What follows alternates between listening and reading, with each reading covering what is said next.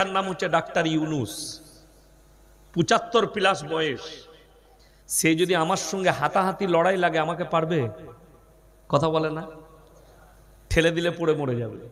কিন্তু তার কাছে কিসের শক্তি আছে? সামরিক শক্তি। ডাক্তার ইউনুসকে নাকি ঠেলে দিলে পরে মরে যাবে, এই কথা বলেন সামরিক সময়ের ভাইরাল এই হুজুর।